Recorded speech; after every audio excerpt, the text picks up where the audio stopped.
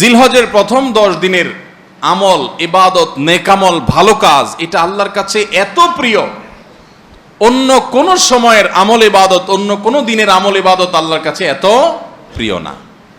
বান্দা এই 10 দিনে নেকামল করলে আল্লাহ তাআলা যত খুশি হন, অন্য কোন সময়ের নেকামলে আল্লাহ তাআলা এত সন্তুষ্ট হন না।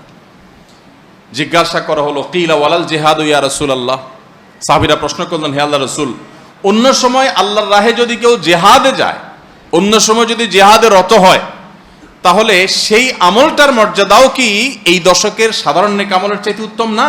ওটা তো জিহাদ, জীবন বাজি রাখা। এই সময়ের সাধারণ নেকামলের চাইতে অন্য সময়ের জিহাদটাও কি উত্তম না?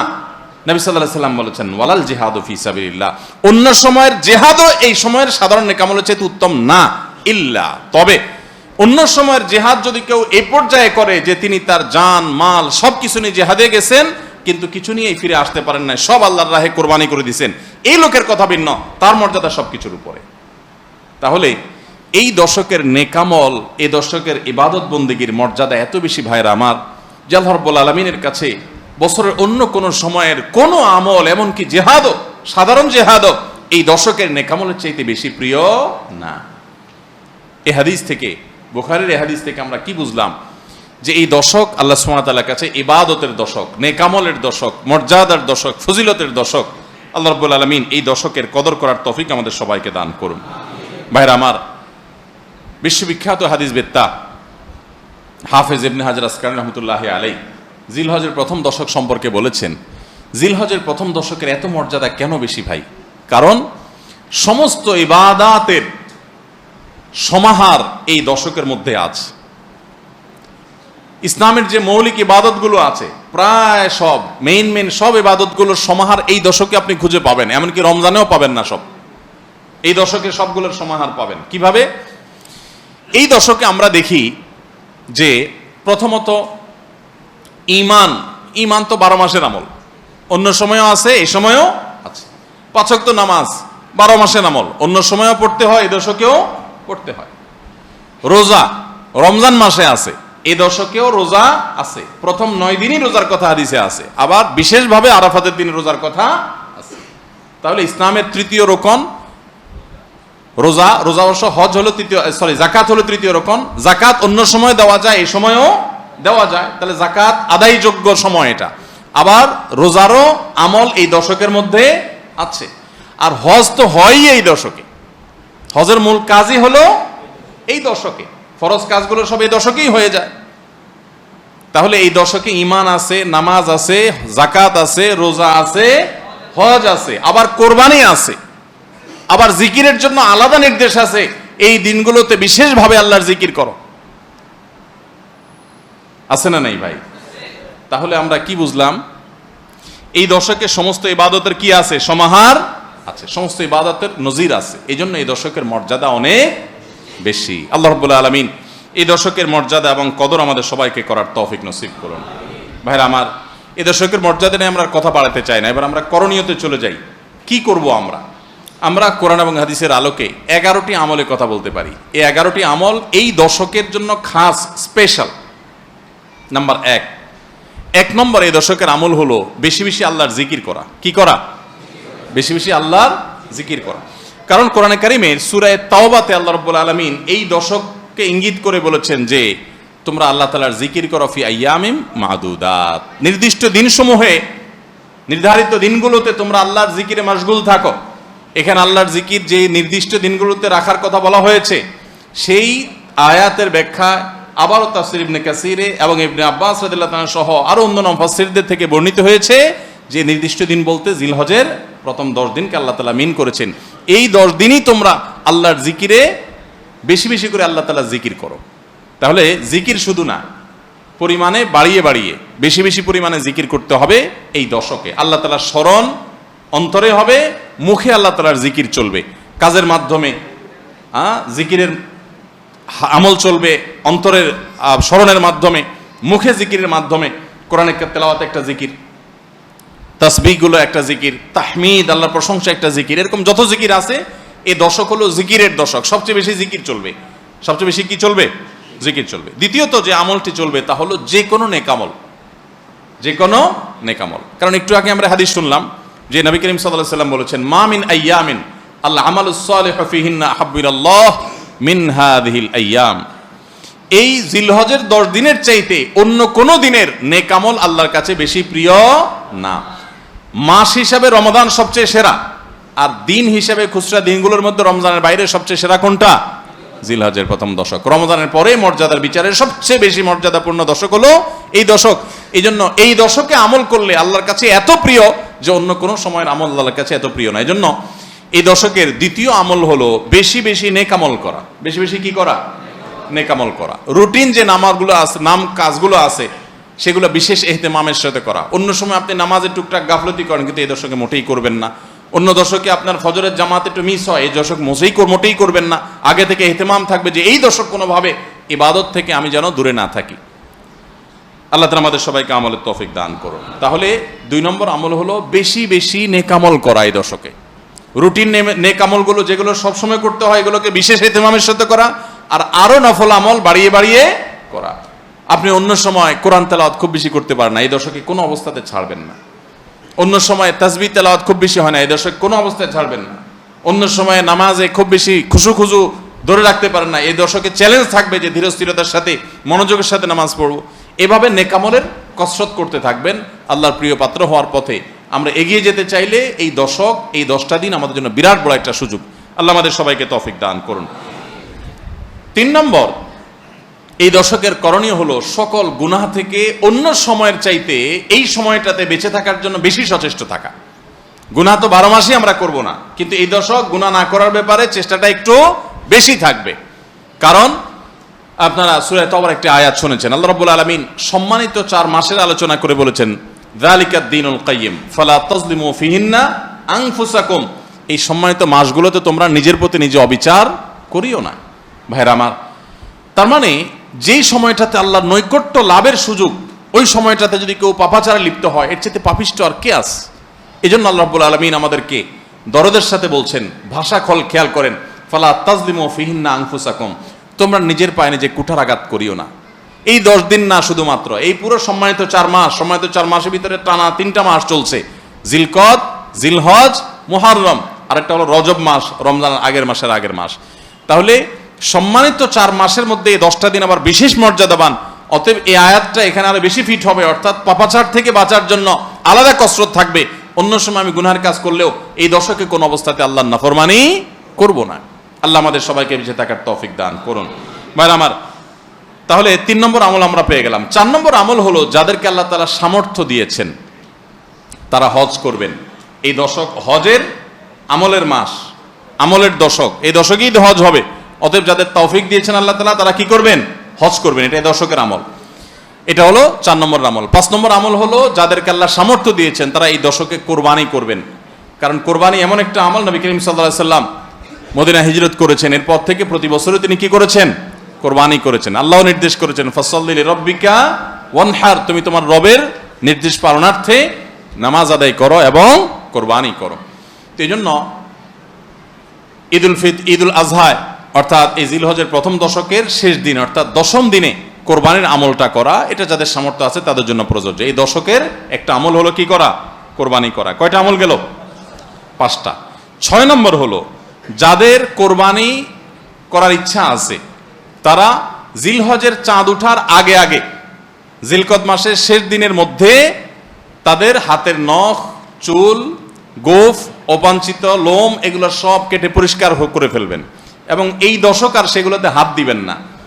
কোরবানি করে তারপরে সেগুলো পরিষ্কার করতে চাইলে করবেন, এই দশকে আর হাত দিবেন না। নবী সাল্লাল্লাহু আলাইহি সাল্লাম বলেছেন, মান আরাদা আন ইউদাহিয়া ফালা ইয়াখুয মিন শা'রিহি ওয়া আযফারিহি শাইআ, যে ব্যক্তি কোরবানি করার এরাদা করেছে, নিয়ত করেছে, সে যেন তার চুল, নখ এগুলো না কাটে ওই 10 দিন। জিলহজের চাঁদ উঠছে আর কাটবেন না, চাঁদ উঠার আগে কেটে ফেলবেন এবং কোরবানির পরে যায় কাটবেন, এই 10 দিন বিরত থাকা। তবে অন্য আরো বিভিন্ন রেওয়ায়াত থেকে, বর্ণনা থেকে বোঝা যায় যে এই আমলটা শুধু যিনি কোরবানি করবেন তিনি নয়, যিনি কোরবানি করবেন না, কোরবানি করার সামর্থ্য নাই, তিনি এই আমল করতে পারেন, তাহলে আল্লাহ তাআলা তাকে কোরবানি করার সওয়াব দান করবেন।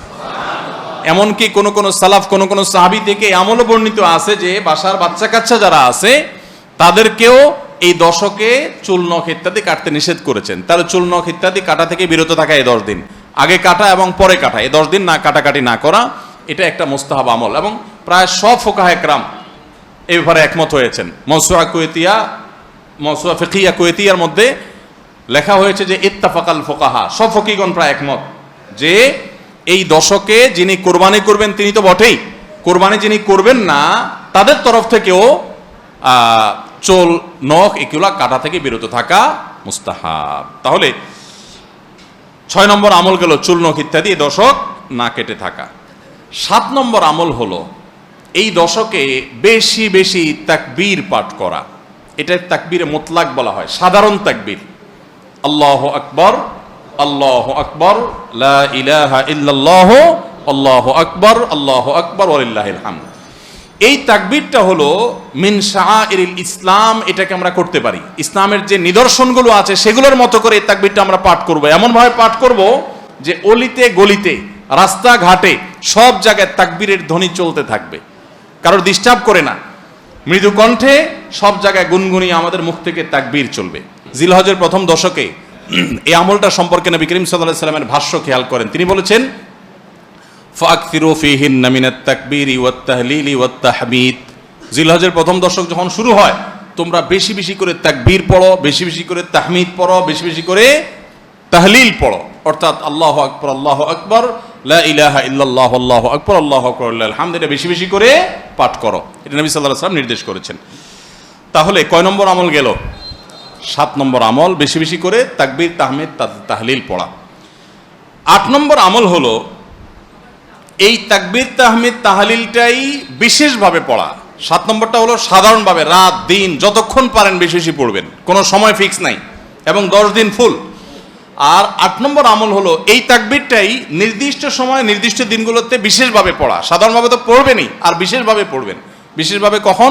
আইয়ামে তাশরিকে। আইয়ামে তাশরিক কাকে বলা হয় ভাই?